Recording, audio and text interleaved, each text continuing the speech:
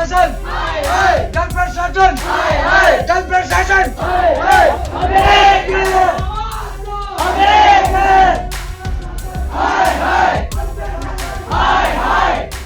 दोस्तों, क्या कोई सोच सकता था कि जो छात्र देख नहीं सकते वो बंद कमरे में बैठी भ्रष्ट व्यवस्था की आंखें खोल देंगे? जी हां, देहरादून में यही चमत्कार हुआ है।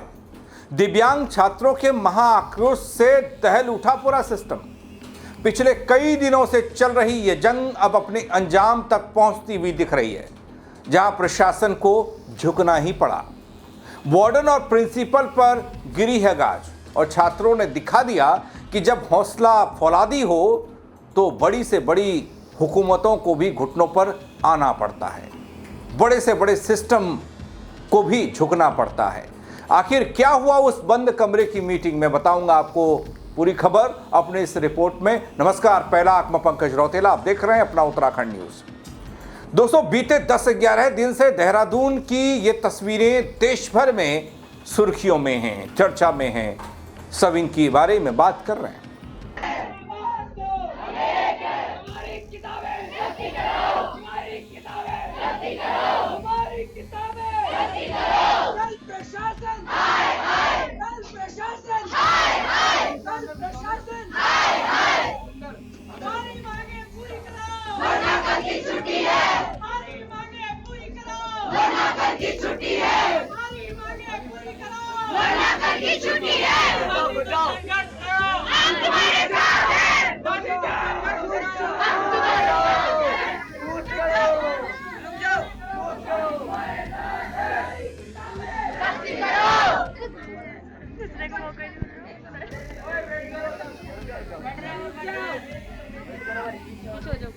जी हां दोस्तों, दिव्यांग छात्रों का यह महाक्रोश और घुटनों पर आया सिस्टम देहरादून के सबसे बड़े संस्थान में वो हुआ जिसकी कल्पना अधिकारियों ने सपने में भी नहीं की होगी।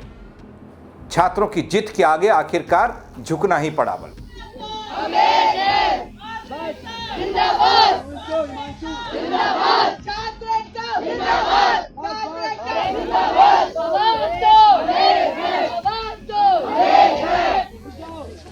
दोस्तों, ये गुस्सा 1 या 2 दिन का नहीं था। देहरादून के राष्ट्रीय दृष्टि दिव्यांगजन सशक्तिकरण संस्थान यानी कि NIEPVD में पिछले 10 से 11 दिन से ये छात्र दिन रात धूप बारिश की परवाह किए बिना धरने पर बैठे रहे।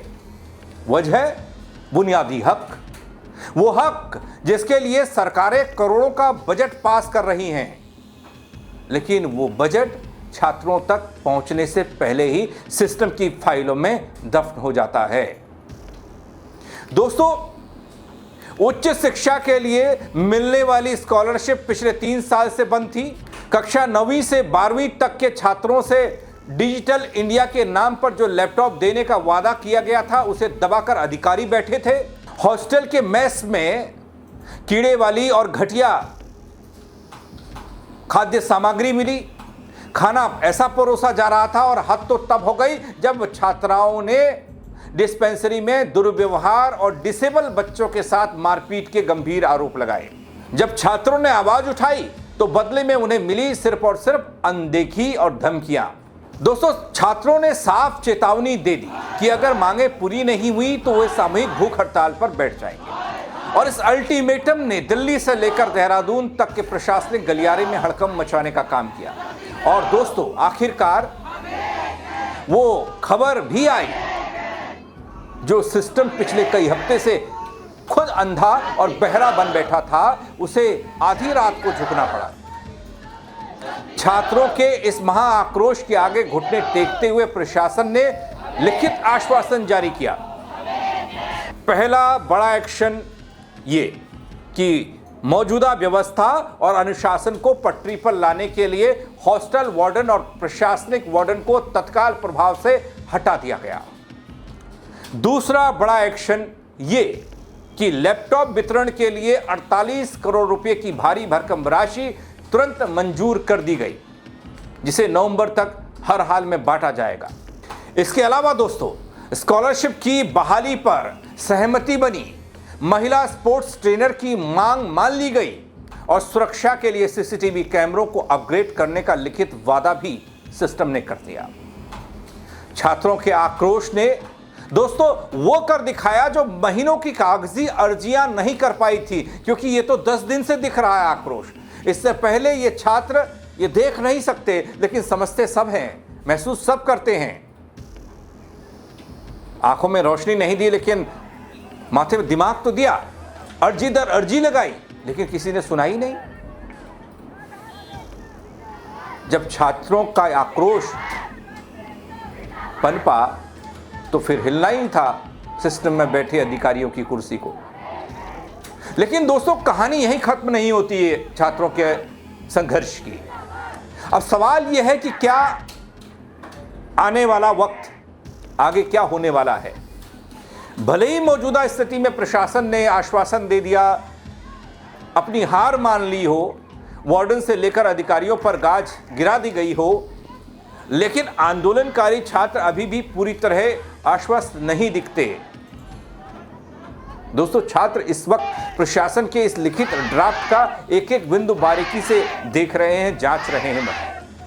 और छात्र ये कहते हुए दिखाई दे रहे हैं बल्कि वो इस आंदोलन को तब तक पूरी तरह खत्म नहीं करेंगे जब तक कि स्कॉलरशिप की शर्तों को पूरी तरह उनके पक्ष में नहीं बदला जाता और संस्थान को एक स्थायी फुल टाइम डायरेक्टर नहीं मिल जाता। अस्थायी डायरेक्टर के सहारे ये केंद्रीय संस्थान चल रहा है। दोस्तों बड़ी ताज्जुब की बात है।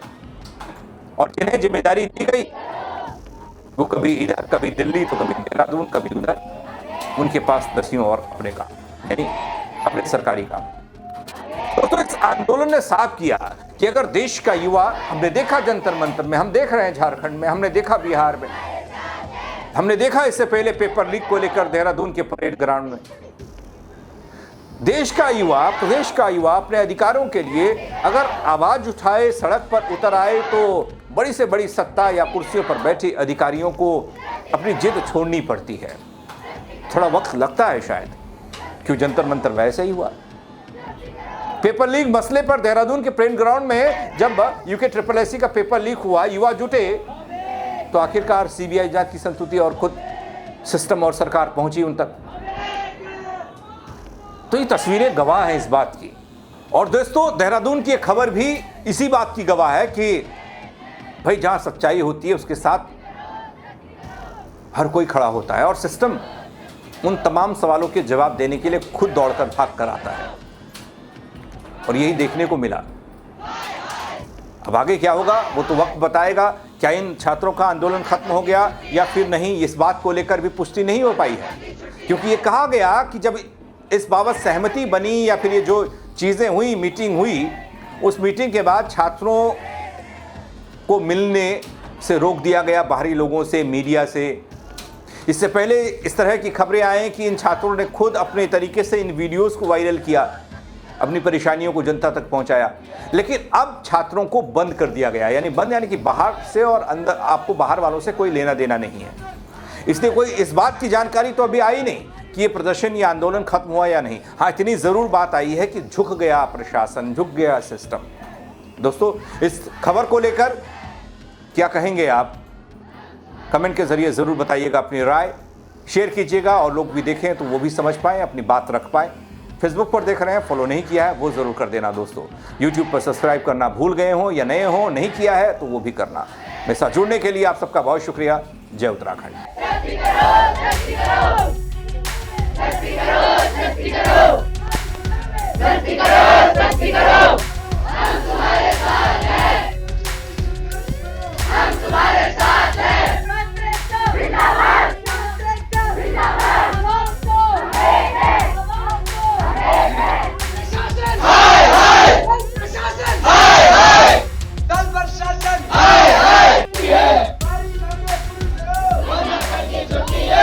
प्रशासन, जल प्रशासन, जल प्रशासन।